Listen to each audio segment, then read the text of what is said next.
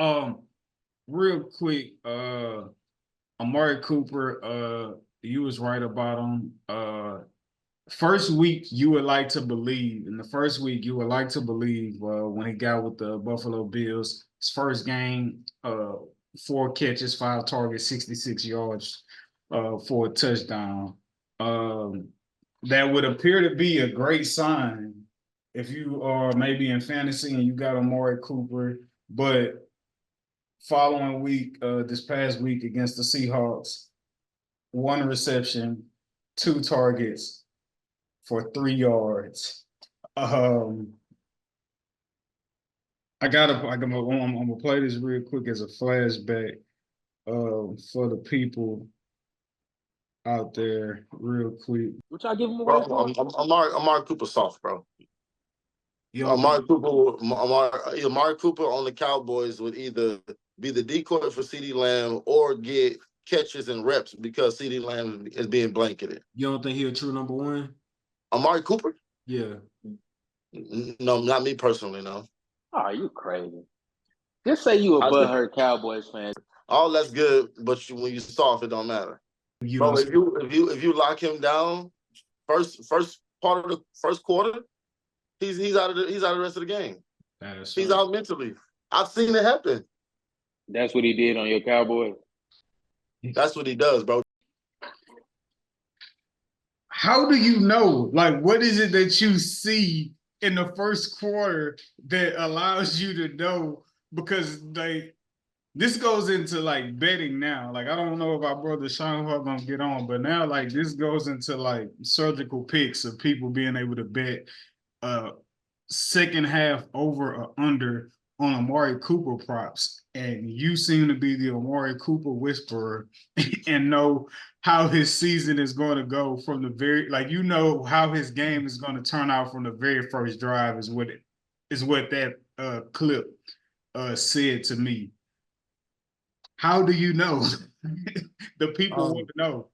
I'm gonna say this, like, because I don't really like to gloat, but my favorite position in football is the wide receiver position. That's the position I played.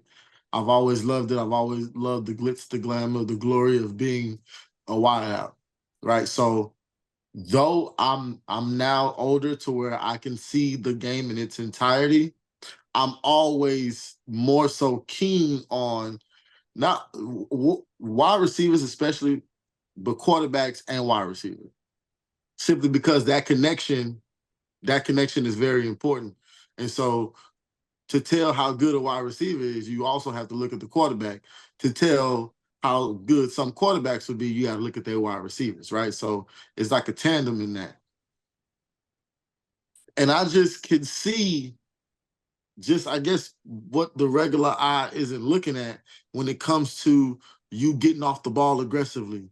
You know what I'm saying? If you get off the ball and you get a good route and you don't get the target, he don't put the ball there, or he don't see you, are you going to run that next route just as good as you ran the last route? And is every route going to be as explosive, right? I'm looking for these things. I'm looking for if the cornerback is getting in your shit. You know what I'm saying? Are you letting him talk back to you, or are you getting back at him? Like, is you Justin Jefferson this nigga?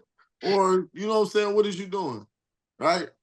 And so when the name was thrown up, like, I wasn't even trying to talk about this guy. You know what I'm saying? I guess something about injuries or trades, right? They made a trade. And it was just like, Amari Cooper, are we serious? Did he not go from the Raiders to the Cowboys to the Browns and now to Buffalo? And we're saying he's a number one receiver? And that's like saying Odell is a number one receiver in Miami right now. Like, come on, bro. I get it. They're good. He went to the Ravens? Who? Amari Cooper. Amari Cooper went to the Raiders. Oh, Raiders. Yeah, I'm sorry. Yeah, I believe he started with the Raiders, traded to the Cowboys, Browns, not Buffalo. Yeah, and I watch receivers and I watch where they go. And I watch, how they produce when they get traded and are implemented into different systems.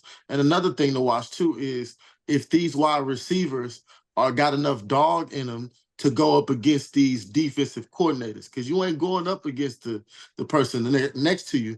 Yeah, on a few plays, yeah, you are. Maybe half the plays of that game you are, but that whole game you're going up against these defensive coordinators. You're going up against these defensive back coaches.